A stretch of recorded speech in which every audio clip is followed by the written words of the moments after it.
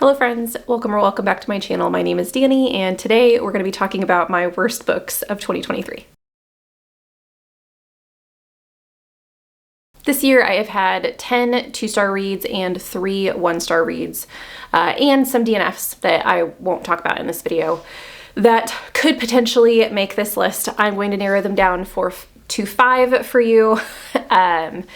And going down to obviously the book that I liked the least out of all of the books that I've read this year. This number is slightly up from my 2022 stats. So in 2022, I had a total of 9 books between 1 and 2 stars. I think I only had 1 1-star and I had 8 2-stars if I remember correctly.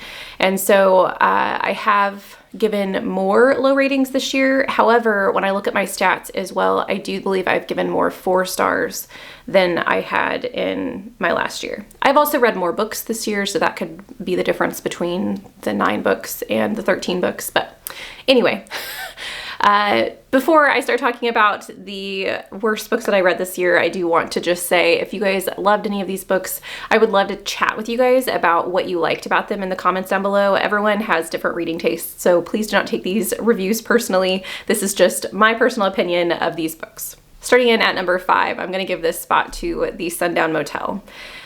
Part of the reason, so this was a 2-star, part of the reason that I am giving this the number 5 spot instead of some of the other 2 stars that I could have chosen is because of my expectations of this book. I've read one other book by Simone St. James, that was the Book of Cold Cases, which I really did enjoy, and so I went into this expecting to like it. This was a buddy read with Leandra, and I am so grateful that we buddy read this together because I don't think I would have completed it had I not had Leander to bounce ideas off of, and we really did have fun trying to figure out the mystery. If you haven't heard of The Sundown Motel, you follow 2 storylines, 2 timelines, one of which is Viv, and I can't remember, Clara maybe is the other one's name.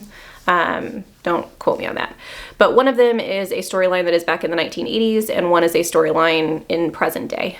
And in the 1980s, there is a woman who goes missing, and you are following her timeline up until the time she goes missing. And then in the present day, you are following her niece, maybe?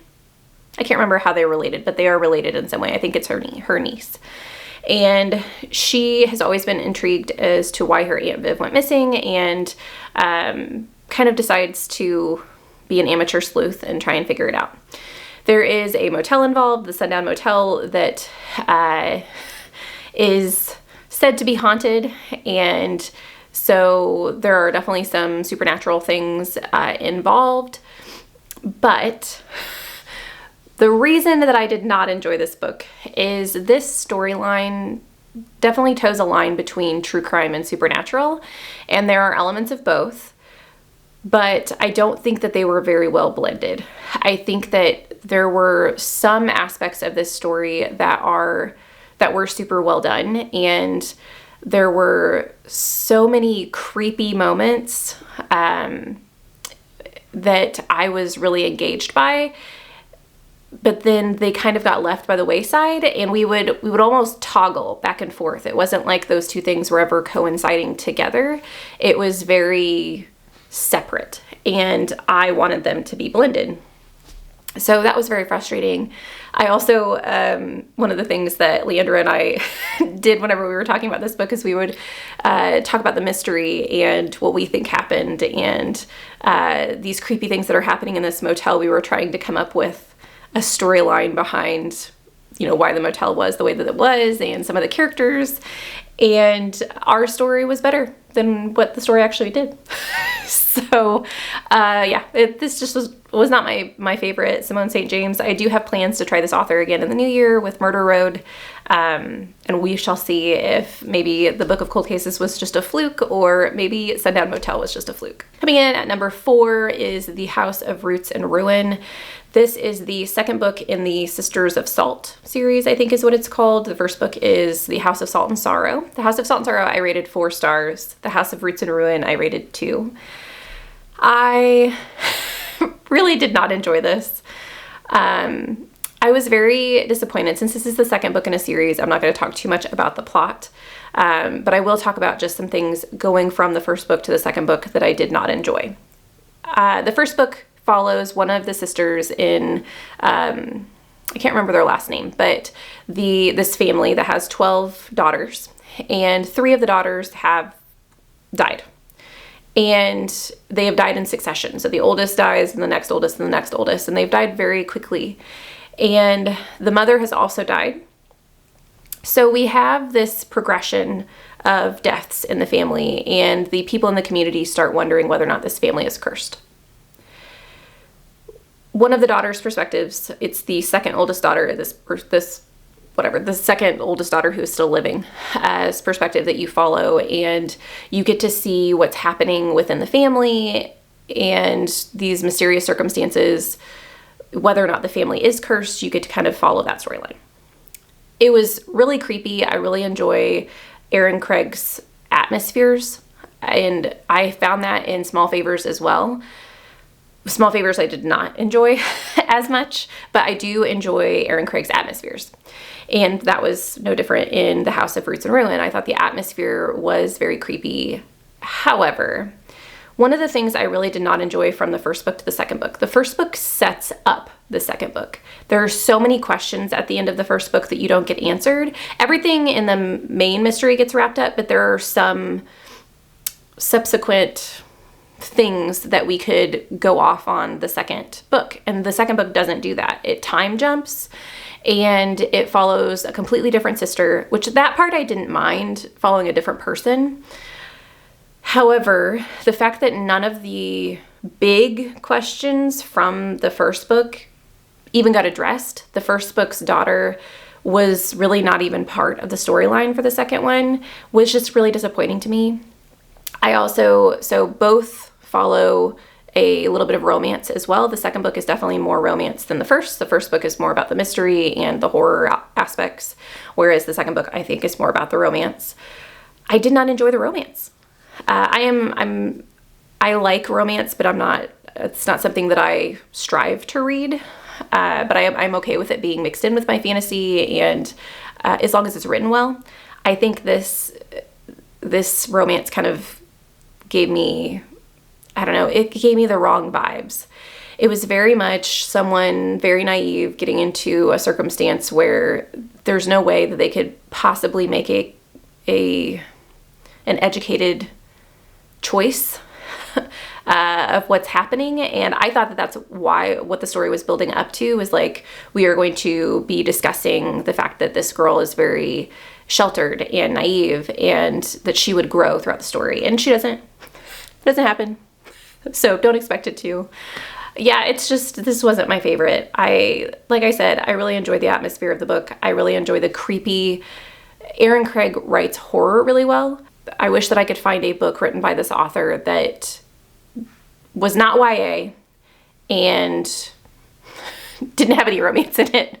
I have not looked at Erin Craig's backlist, but I might have to. Book number 3 is another romance. I didn't realize that I had 2 in a row.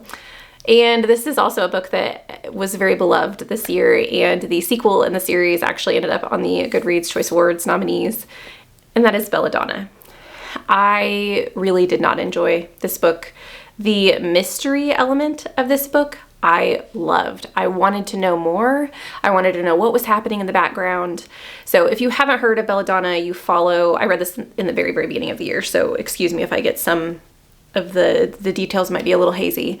You follow a young girl who, you follow her from birth, essentially. And at her birth, there is a party and everyone dies. It's the very beginning of the book. And within that party, she witnesses death essentially going through this party and claiming the souls. And it kind of changes her. And so throughout life, she has this ability to communicate with death and see death. And it has kind of ostracized her from society. And so she has been orphaned and kind of tossed around to all of these different people. If I remember correctly, her family was very wealthy. And so the remnants of her family, her relatives kind of come out of the woodwork and have her stay with them. But then they decide that it's not worth having her just for the money. And so she kind of goes to this manor kind of as a last ditch effort for her to, not be abandoned by her family. And there is, I can't remember the relation between her and who she moves in with. I don't know if they're cousins. But anyway, she moves in. One of the siblings of the family that she moves in with is very ill, close to death. And once again, she can commune with death. And so she can talk with, and you get to see her progression. I don't want to give too much away about her relationship and the progression of her relationship with death. But there's also a mystery in the background of the house, of what's going on, why the sibling is sick. There are ghosty things that are happening that were really intriguing about this old manor that she moves into. And that's the part I wanted. But they focus on the relationship between Belladonna and Death. And at the very beginning of the book, I got a very paternal vibe from Death, because she's very, very young. She's a baby at the very beginning of the book. And it turns into something more, and it definitely is, the romance was icky to me. It was a very, very old man essentially dating a very, very young woman. And I also, one of the things about Erin Craig's book, The House of Salt and Ruin, or The House of Roots and Ruin, and this book, they both do, is there is something detrimental happening in the background. So for instance, in Belladonna, one of the characters is really close to death. And so that character has moments in time where they're on death's door. And that can be happening. This also happens in House of Roots and Ruin, where some kind of crazy things are happening, but the romance takes priority in the storyline. And you as a reader, I felt like there were these things happening in the background that were really time sensitive, and someone is up here in your face saying, nope, we're going to focus on this romance. This is what we're looking at. Hey, look at me, look at me. I'm not looking at what's going on behind me. And it was just normal for the characters that we're just ignoring this thing that's happening back here. And I really don't like that. I'm okay with there being romance within trauma and within something that's happening, or having background elements in romance. I love, because I don't want it to just be, focused on two people. I want it to feel like a full story, but act like it's a full story then. Act like those elements are going to be disruptive to the romance, and they just weren't. So anyway, book number 2 on this list is Wild Spaces. So this is a horror novella, and I think it's 122-ish pages. You follow a young boy who is 11, coming of age, and weird things start happening to him as his estranged grandfather has come back into the picture. I hated this book. That sounds really harsh, but I did. This is a book I literally threw across the room after I finished reading it. You can see that on video. I have a vlog out. It was the same vlog that I read Thornhedge, which is a book I absolutely loved, but I was very mad at how this story ended. And I won't give you too much because of the fact that it is so short. One of the things I really did not enjoy about this book is horror. There's no doubt in my mind that the elements in this book, the culminating things that happen in this book, are horror. But everything leading up to those elements are just everyday, normal human interactions. The grandfather's a little weird, a little eccentric in the beginning. They talk about like how he dresses really awkwardly. I think he wears, if I remember correctly, he wears like dress shoes with joggers. He just has this really weird cadence, and he's strange. So I'll give them that. The grandfather is strange. But when I first read the synopsis of this and it says strange things start happening to the boy, the grandfather is weird, I was expecting fantastical horror things to be happening in the background. And that's just not what you get at first. The last, I don't know, maybe 30 pages of this book, things kind of go haywire. But I was not a fan. I do not think that... One of the things that this book talks about is cyclic trauma, family trauma specifically, and the fact that people let family members get away with things that they shouldn't because of the fact that they are family, and that can cause generational problems that continue. And I understand. that was the goal of the storyline. I think that point was made, but I don't like the way it was handled. And it was so abrasive, the way that this grandfather messes with this family, and some of the things that were said to the boy at the end. It made me mad. And not in a good way, not in like a I feel for the boy type of way. It made me mad at the story. It didn't make me mad because of what was happening in the story, if that makes sense. I don't know if I'm rambling at this point in time, but there also was animal cruelty in this book. Trigger warning, if you guys are sensitive to that. It's definitely something that I would pay attention to. It's not like super on page, but it is prevalent. And so just so you guys are aware. But yeah, not my favorite horror novel of the year. The worst book of the year for me was another buddy read with Leandra. So we're definitely going to have to up our game next year. We've had some lovely buddy reads, but sadly 2 of ours made my worst list of the year. That's okay. And that is Salvaged. I really did not enjoy this book.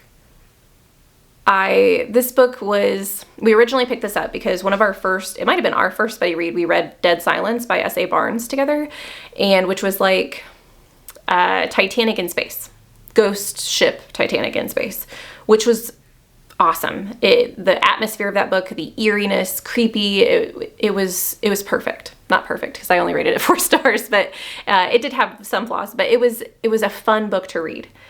And this book was recommended as kind of like I don't know, it's not a companion novel because it's not even the same author, but it's like a novel that's very similar. And so we picked it up thinking that it was going to be a good time. And I just did not enjoy this book at all. You follow the main character, Rosalind. Is that her name? Rosalind? Whatever. I think it's Rosalind. And she has some trauma in her past that you get to, I don't even want to say that you get to witness it because that's not really what happens. You are privy to, and she is going through the healing process. She's also a recovering alcoholic, maybe, kind of, and she has some family issues as well she's trying to escape from, and so she becomes a salvager. And within the salvaging community or the company that she works for, there are some deaths that are happening that they're a little weird. And so you get to hear about that in the beginning. Her and a colleague get sent out to a ship that has been code blue for several months. So code blue just means that there's no recognizable life sources on the ship. And so they're not in a hurry to get to it, but eventually they need to go and salvage the ship. So her and this colleague go to the ship, and within the ship they find out they research the mystery and figure out what's happening on the ship. And I will say that the horror aspects, the thing that's actually happening within the ship was interesting to read about. However, the execution of the characters in this was not good. They were not consistent. Rosalind is always making the wrong decisions and then talking about the fact that she's making good decisions, or other people are saying that she's making good decisions. Her character is an alcoholic, and it is only used for convenience purposes throughout the story, which I found very frustrating. The storyline, there were so many different things happening with her storyline. There is a trigger warning for SA in this book. You have trauma in that instance, and then you also have the alcoholism, you also have the family issues, and none of it really ties. I mean, it does tie together, but it does not tie together well. And there's so much happening that I think are supposed to build up the characters that either didn't mean anything at all, were used for convenience's sake, or were used in a way I don't think was beneficial to the story. The storyline with her father, I think, really could be cut out completely, and it wouldn't change the story at all. and maybe make her character a little bit more consistent. There's like a romance aspect in the book that I thought was really gross and not consistent with what her character is going through at all, and not sensitive to her character. I also think that this book takes some cultural stereotypes and uses them in a very ignorant way. What else? I really didn't like this book. The main character in this book really did just drive me nuts. The decisions that she makes. Also, like, the ending of this book was just such a freaking mess, and the epilogue, there was an epilogue as well that I think made it worse. The choices that some of the characters made along the way and at the end did not make any sense whatsoever, and I'm